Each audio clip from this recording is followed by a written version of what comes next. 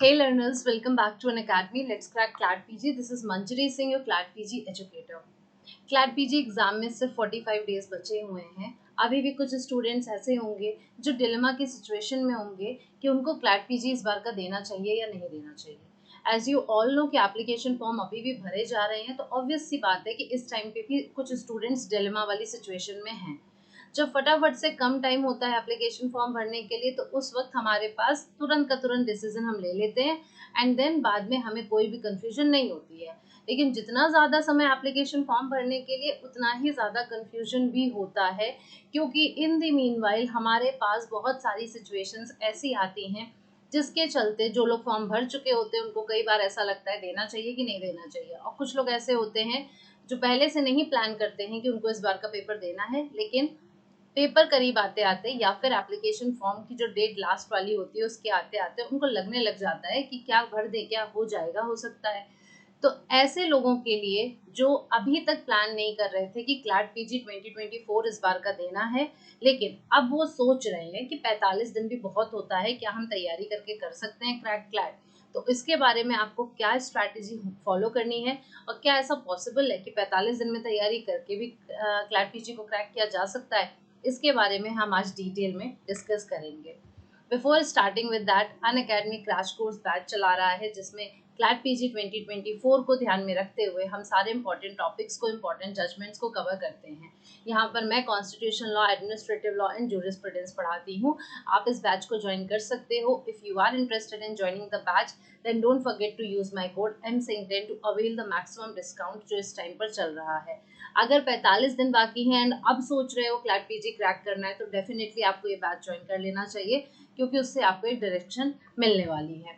CLAT PG plus programme आप अगर join करते हो अन अकेडमी का, तो कोई भी बैच हो, चाहे क्रैश हो चाहे अचीवर्स बैच हो, उसमें आपको बहुत सारी फैसिलिटीज़ मिलती है. लाइक सबसे पहली बात तो डेली लाइव क्लासेस हम करवाते हैं.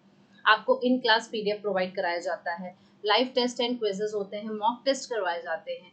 साथ ही साथ आपको यहाँ पर डाउट सेशन भी मिलेगा, क्योंकि लाइव क्लासेस हो रही हैं, तो आपके पास पूरी फैसिलिटी होती है कि आप अपने मन के डाउट्स को क्लियर कर सकते हैं.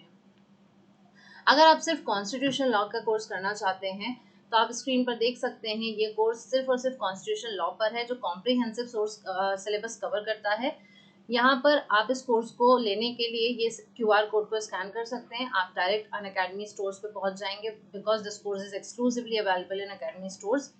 एंड देन 15,999 का ये कोर्स है. बट अगर आप डिस्काउंट MSING10 कोड यूज़ करते हो, तो you will get a discount है.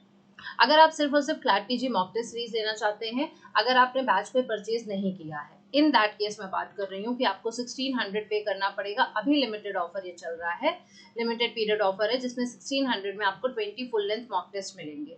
लेकिन अगर आप बैच हमारा परचेज कोई भी करते हैं, तो उसमें आपको mock test free of cost मिल जाएगा. Don't forget to use my code MSING10 to get an additional discount on 1600. Telegram channel का लिंक ये रहा. अगर अभी तक ज्वाइन नहीं किया है, तो फटाफट से QR कोड को स्कैन करो और इसको ज्वाइन कर लो, जिससे कि आपको सारी अपडेट्स मिलती रहें. अब चलते हैं आज के टॉपिक पे. तो क्या क्लैट पीजी 2024 जस्ट 45 डेज में क्रैक किया जा सकता है? देखो, मेरा आंसर है yes. My answer is yes. अब ऑब्वियस सी बात है कि मैं यस बोल रही हूँ, तो कुछ ग्राउंड्स पे बोल रही होंगी. देखो, I am not talking about each and every person कि उसके लिए पॉसिबल है 45 डेज में. तो कहोगे मैम ये तो नॉर्मल सी बात है ना, ये तो हमें पता ही है. ठीक, लेकिन कौन से लोग हैं जो 45 डेज में क्रैक कर सकते हैं एग्जाम? देखिए, बहुत सारे स्टूडेंट्स होते हैं जो अपने लॉ स्कूल में बहुत सीरियस होते हैं. ठीक है, वो अच्छे से पढ़ाई करते हैं, दे आर द टॉपर्स, या एवरेज स्टूडेंट्स भी अगर होते हैं, they know the basics. I am talking about कि उनके बेसिक्स क्लियर है, उनको जीरो से स्टार्ट नहीं करना है. तो उस केस में उन लोगों के लिए it is possible to crack CLAT PG का एग्जाम इन 45 डेज. कैसे? क्योंकि यहाँ पर हमें बेसिक्स पे काम नहीं करना पड़ेगा. यहाँ पे हमें सिर्फ और सिर्फ पेपर को समझना है, पेपर में क्या पूछा जाता है उसको मद्देनजर रखते हुए सिर्फ हमें क्वेश्चंस प्रैक्टिस करने हैं, and that would be enough for anyone to crack CLAT PG exam. क्योंकि क्लैट पीजी में बहुत सारी यूनिवर्सिटीज इन्वॉल्व हैं आज की डेट में। अगर किसी को एलएलएम करना ही है और वो बहुत ज़्यादा उसका ये नहीं है कि हाँ मुझे टॉप में ही करना है, क्योंकि ऑब्वियस सी बात है अगर आप कम दिन का टारगेट लेके चल रहे हो तो इन दैट केस तो आपने टॉप 10 तो शायद नहीं सोचा होगा। बट मैं ये नहीं कह रही हूँ कि 45 दिन में तैयारी करने वाले टॉप 10 में भी नहीं आ सकते। देखो हर चीज़ पॉसिबल है, आपकी मेहनत से हर चीज़ पॉसिबल है, करी जा सकती है। बट अगर आप देर से शुरू कर रहे हो तो आप कहीं ना कहीं ये तो रहोगे ना, आपके दिमाग में ये चीज़ तो रहेगी ना, ठीक है कोई भी एनएलयू मिल जाए, एलएलएम ही तो करना है, एलएलएम हो जाएगा, एनएलयू का टैग लग जाएगा। ठीक, ये भी अप्रोच स्टूडेंट्स का होता है। तो यहाँ पर what is important for you guys, सबसे पहले तो कि आपको पेपर को समझना है। आखिर ये क्लैट पीजी का पेपर है क्या? क्लैट पीजी का पेपर पहले कुछ और था, अब कुछ और है। पहले सिर्फ एमसीक्यू आते थे जो आपको तमाम एंट्रेंस एग्जाम में देखने को मिलते हैं। क्लैट पीजी कैसे अलग है? क्लैट पीजी इस तरीके से अलग है क्योंकि ये पैसेज बेस्ड एग्जाम है। यहाँ पर आपसे पैसेजेस पूछी जाती हैं, पैसेज दी जाती हैं, एंड उसी के बाद उस पर 10 क्वेश्चन होते हैं, 6 क्वेश्चन हो सकते हैं, 8 क्वेश्चन हो सकते हैं, that depends on the pattern of the paper. But एक चीज तो पक्की है कि पैसेज बेस्ड यानी कॉम्प्रिहेंशन बेस्ड क्वेश्चन पूछे जाते हैं। अब ये कॉम्प्रिहेंशन होते कैसे हैं, ये कॉम्प्रिहेंशन कहाँ से आते हैं? ये कॉम्प्रिहेंशन आपको मैंने कई बार बता रखा है, लेकिन अभी आप तो अभी 45 दिन वाले हो ना, तो आप हो सकता है पहली बार वीडियो देख रहे हो। तो ये 45 दिन नहीं, ये कॉम्प्रिहेंशन आपका रीसेंट केस लॉस पर होता है। ये आपका पैसेज रीसेंट एक्ट्स पर हो सकता है, रीसेंट बिल्स पर हो सकता है, या कोई भी मुद्दा जो भी चल रहा है लीगल, कोई भी लीगल मुद्दा। I am not talking about कि वो आपसे लीगल के बिना कुछ और पूछने वाले हैं, पूछेंगे लॉ से ही रिलेटेड, लेकिन वो रीसेंट न्यूज में होना चाहिए। अब what is the definition of recent है? क्या रीसेंट का मतलब कल जो हुआ है, 1 महीने पहले जो हुआ है, 6 महीने पहले जो हुआ है? जी नहीं, आपको मिनिमम 2023 एक पूरा साल, फिर उसके बाद 2022 को ले लो, 22 और 23 तो कंप्लीट आपको रीसेंट में काउंट करना है। फिर 21 और 20 में मोस्ट मोस्ट मोस्ट इंपॉर्टेंट चीजें वाली आप काउंट करोगे। ऐसे आप करोगे तो आप सेफ साइड पे रहोगे। But you have only 45 days, तो आई वुड रिकमेंड कि आप 22 और 23 को तो एटलीस्ट पूरा ध्यान में रखो। ठीक, तो ये है पेपर आपको समझने का क्राइटेरिया। आपने समझ लिया कैसे आता है, अब आपको ये पता होना चाहिए कि 120 क्वेश्चन आते हैं। पैसेज कितने आते हैं, क्वेश्चंस कितने हर एक पैसेज में होते हैं, ये मैं नहीं कह सकती डेफिनेटली, क्योंकि ये हर बार बदल जाता है। पिछली बार का जो पैटर्न था हो सकता है इस बार ना आए, लेकिन 120 क्वेश्चन तो रहेंगे, ये जो है कंसोर्शियम ने बोल दिया है। अब उस 120 को कैसे डिवाइड करना है वो जाने, लेकिन आप ये ध्यान रखो कि 120 क्वेश्चन आपको 2 घंटे में करने हैं। 120 मिनट 120 क्वेश्चन, जिसमें आपको ये ध्यान रखना है कि पैसेज मुझे पढ़नी है, पैसेज पढ़नी है और फिर हमें आंसर देना है, तो उस हिसाब से आप अपना टाइम डिवाइड करोगे। तो first you need to understand the exam. When you will understand this whole exam कि क्या है प्रीवियस ईयर देखने के बाद, देन आप अपने खुद को मन को मनाओ कि हाँ चलो फॉर्म फिल कर देते हैं, ठीक है ना। तब आप फॉर्म फिल करने के लिए हिम्मत जुटा सकते हो और सोच सकते हो कि ठीक है एक ट्राई दे देते हैं, क्या पता हो ही जाए, और नहीं भी होगा तो सीखने को मिलेगा। अगर अगले साल ही देना था तो क्या पता, क्योंकि बहुत सारे स्टूडेंट्स हैं जो प्रिपरेशन कर रहे हैं but they are not very much confident enough to give the exam. They are thinking अरे फालतू में क्यों देना, अरे भाई अटेम्प्ट नहीं होता है इसमें, कोई अटेम्प्ट नहीं है कि आपका अटेम्प्ट वेस्ट हो जाएगा। हाँ I know it's about the money कि एप्लीकेशन फॉर्म बहुत एक्सपेंसिव होता है, हर कोई अफोर्ड नहीं कर सकता है, बट स्टिल थोड़ा सा कॉम्प्रोमाइज कर लो, ठीक है। इधर उधर की चीज़ों में थोड़ा सा कम बाहर का खा लेना, थोड़ा सा घूमना फिरना कम कर लेना फ्रेंड्स के साथ, कुछ कहीं पे कर लो कॉम्प्रोमाइज, ठीक। लेकिन मैं यही कहूँगी अगर 2025 का देना है तो 24 का इस बार का ज़रूर दो, क्योंकि एक पेपर जब आप दे लेते हो तो एटलीस्ट आपको एक आइडिया मिलता है। एग्जामिनेशन हॉल में बैठ के उस एग्जाम का फील लेना is a very much different thing. एक मॉक टेस्ट देना और एक एग्जाम हॉल में रियलिटी में बैठना, this is a very much different thing. और यू नेवर नो आपका दिन कौन सा है, क्या पता आप सच में प्रिपेयर होके नहीं जा रहे हो कि 24 के लिए कि मेरा क्लैट में हो जाएगा, बट वो आपका दिन था, आपने उस 2 घंटे में जैसा भी परफॉर्म किया वो बेस्ट था। You mark the correct answers, क्योंकि आपकी हो सकता है बेसिक नॉलेज अच्छी थी, आप खुद कॉन्फिडेंट नहीं थे अपनी बेसिक नॉलेज पे। तो जो लोग इस चीज के लिए कॉन्फिडेंट हैं कि हाँ मैं कर सकता हूँ, थोड़ी सी मेहनत करूंगा तो आई विल मेक इट, वो लोग ये कदम उठा सकते हैं। सेकेंड, आपने जब पेपर को समझ लिया तो अपने स्टडी शेड्यूल को प्लान कर लीजिए। विदाउट प्लानिंग कोई भी चीज़ एग्जीक्यूट नहीं करी जा सकती है, स्पेशली जब आपके पास कम टाइम है। तो आपके लिए इम्पोर्टेंट ये है कि जब आपने समझ लिया है पेपर को तो आपको स्केड्यूल एक बनाना पड़ेगा। आपको ये देखना पड़ेगा कि क्या इम्पोर्टेंट है क्या नहीं इम्पोर्टेंट है। ठीक है, आपको सब्जेक्ट समझने पड़ेंगे। सब्जेक्ट्स में भी आपको ये समझना पड़ेगा कि कौन सा स्ट्रॉन्ग पॉइंट है, कौन सा आपका वीक पॉइंट है। ठीक है, किसको आप ज़्यादा टाइम लेते हो समझने के लिए, किस सब्जेक्ट को आप कम देर में समझ जाते हो, कौन सा सब्जेक्ट है जो मैं अभी नहीं भी पढ़ूंगा तो भी मैं वहाँ पर अच्छा परफॉर्म कर सकता हूँ, कौन सा ऐसा सब्जेक्ट है जो मैं बिल्कुल नहीं आता है मुझे और मुझे पढ़ना ज़रूरी है। इन सारे पॉइंट्स पे फोकस करते हुए आपको अपना स्टडी स्केड्यूल बनाना पड़ेगा। उस स्केड्यूल को बनाते टाइम आपको ध्यान रखना है कि एक बैलेंस्ड वे होना चाहिए। ठीक है, एक बैलेंस्ड अप्रोच आप फॉलो करोगे उस स्केड्यूल को बनाने में, जिसमें आप सिर्फ एक ही चीज़ पे फोकस नहीं करोगे, साइमल्टेनियसली आपको कई चीज़ों पे फोकस करना पड़ेगा, क्योंकि 45 दिन में आप एक एक सब्जेक्ट लेके नहीं चल सकते हो। आपको मतलब ये नहीं है कि एक सब्जेक्ट आके 10 दिन पढ़ लिया, आपको साइमल्टेनियसली काफ़ी सब्जेक्ट्स लेके चलने पड़ेंगे एंड साथ ही प्रैक्टिस भी करना पड़ेगा। ठीक, तो एक 24 घंटे को आपको छोटे छोटे स्लॉट्स में डिवाइड करना है। कभी पढ़ना है, कभी प्रैक्टिस करना है और कभी एनालाइजेशन करना है उस प्रैक्टिस टेस्ट का। इस तरीके से अपने पूरे शेड्यूल को डिवाइड करिए। प्रीवियस यूट्यूब पे लेक्चर्स है, आप जाके देख भी सकते हो किस हिसाब से प्लान करना है। लेकिन फिलहाल के लिए हम ऊपर ऊपर सारी बातें कर रहे हैं कि 45 दिन में क्या क्रैक हो सकता है। जी हाँ, अगर आप प्लान शेड्यूल करोगे तो डेफिनेटली, अगर आप उसके अकॉर्डिंग काम करोगे तो डेफिनेटली आपका क्लैट निकल सकता है। Next, focus on the important topics. सीधी सी बात है, अभी मैंने कहा ना, जब सिलेबस को समझ रहे होंगे तो ये भी तो जानना होगा कौन से टॉपिक्स इंपॉर्टेंट है, कौन सा पेपर है जो सबसे ज़्यादा वेटेज कवर करता है। लाइक कॉन्स्टिट्यूशन लॉ सबसे ज़्यादा आता है क्वेश्चन उससे, फिर क्रिमिनल लॉ आ गया, फिर आपका बिजनेस आ जाता है। ठीक है, जिसमें कॉन्ट्रैक्ट है, कंपनी है, IPR है, ये सारी चीज़ें हैं जो पूछी ही जाने वाली हैं। तो इनको तो हम स्किप किसी भी कॉस्ट पे नहीं कर सकते, इनको तो कवर करना ही करना है। अब इसको कवर करने के बाद जिस हिसाब से टाइम बचेगा हम उस हिसाब से मैनेज कर लेंगे। तो आपको इम्पोर्टेंट टॉपिक्स देखने हैं।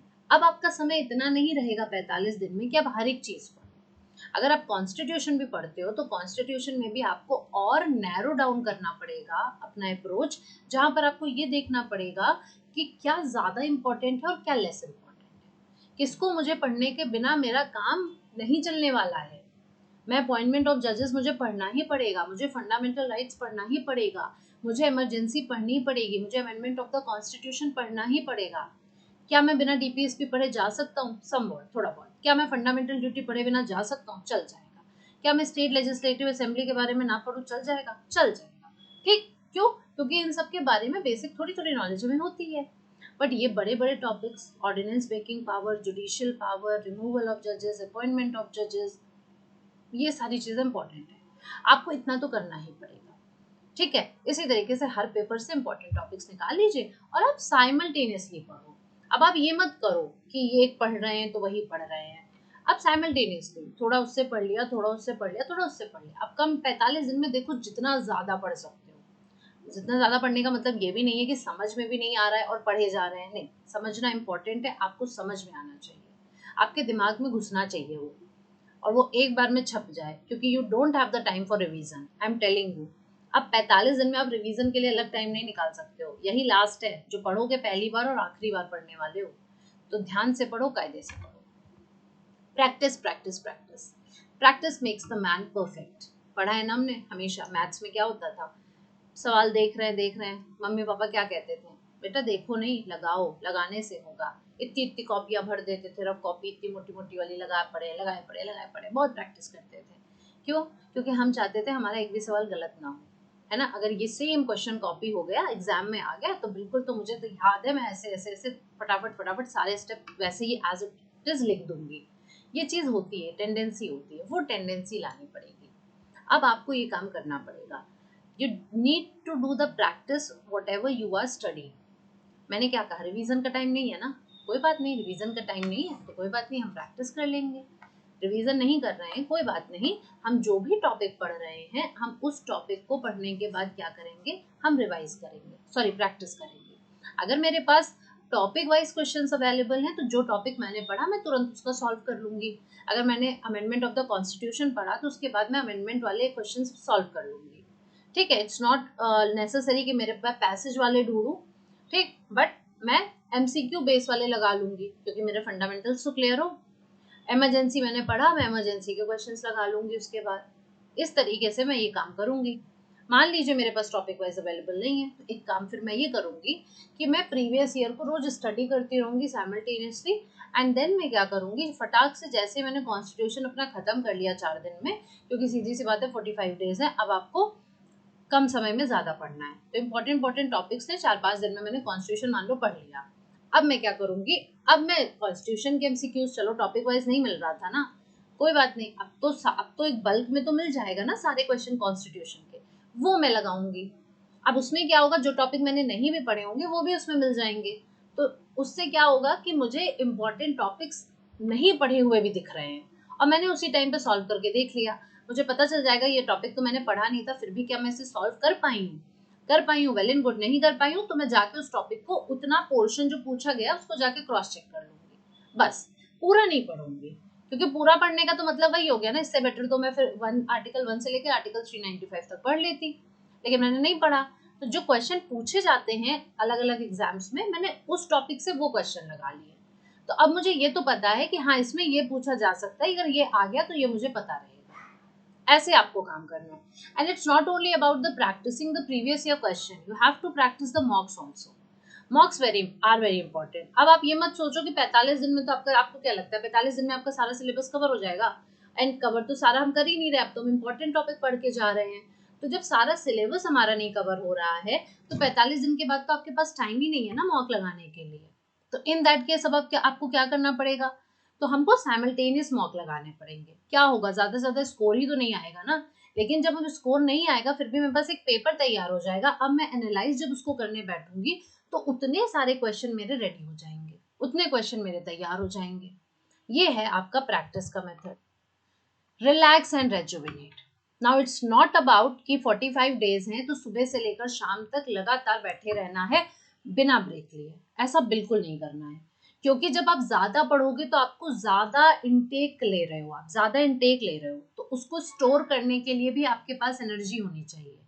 तो अच्छा खाइए, अच्छा पीजिए, पानी खूब पीजिए, ठीक है, खूब अच्छे से खाइए, फल फ्रूट्स ये सब चीजें जो हेल्दी होती हैं वो खाइए, टहलिए, घूमिए, ब्रेक लो, थोड़े थोड़े ब्रेक लो। If I am talking about कि आप 24 घंटे में if you are giving 12 hours for your study, आपको मालूम है 45 दिन ही है, मुझे तो निकालना है, तो 45 दिन में अगर आप एक एक दिन में 12 घंटे पढ़ने वाले हो, ठीक है, if you are going to study for 12 hours, इन 12 घंटे में लगातार नहीं पढ़ना है, पहली सिटिंग आप 40 से 45 मिनट्स की करो, देन उसके बाद टेक अ 15 मिनट्स ब्रेक, ठीक है, टेक अ 15 मिनट्स ब्रेक, उस 15 मिनट्स में आप क्या कर सकते हो, कुछ भी, थोड़ा सा फोन अगर आप चलाने के आदी हो तो सीधी सी बात है पढ़ाई के टाइम मत चलाओ, 15 मिनट में चला सकते हो, टहल लो, टहलते टहलते थोड़ा फोन चला लिया, या कुछ थोड़ी बहुत न्यूज देख ली प्रेजेंट की फोन चलाते हुए, ठीक, थोड़ा रिलैक्स किया, इनहेल एक्सेल एक्सरसाइज कर ली, शाम के टाइम पे थोड़ा वॉक करने चले गए, सुबह के टाइम पे एक्सरसाइज कर ले रहे हैं, ये चीजें थोड़ी करनी जरूरी है, क्योंकि फिर आप स्टोर कर पाओगे, जो आपने पढ़ा है वो चीजें तभी आपकी स्टोर होंगी,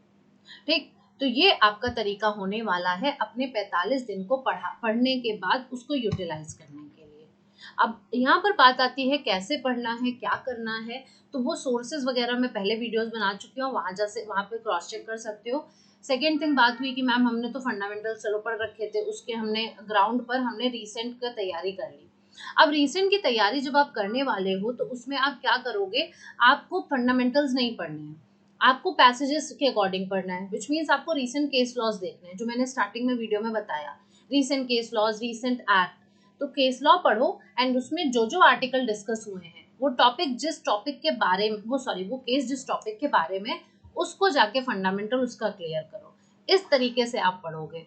इट्स नॉट लाइक कि आप सोचो मैं अमेंडमेंट पढ़ रहा हूँ अब मैं अमेंडमेंट के केसेस ढूंढूं, नहीं, रिसेंट में पिछले 2 साल में जितने भी केसेस जिस टॉपिक पर हैं वो टॉपिक जाके पढ़ो, एंड उसी के साथ आप फंडामेंटल्स क्लियर करते रहोगे, ये आपका काम होगा। उल्टा काम करेंगे हम, है ना, रिवर्स स्ट्रेटेजी हम फॉलो करेंगे, यहाँ पे हम बेसिक से 0 से नहीं शुरू करेंगे, हम 100 से शुरू करेंगे, तो ये आपकी स्ट्रेटेजी होती है। आप पुरानी और पीछे की स्ट्रेटेजी वीडियोस फॉलो कर सकते हो जाके।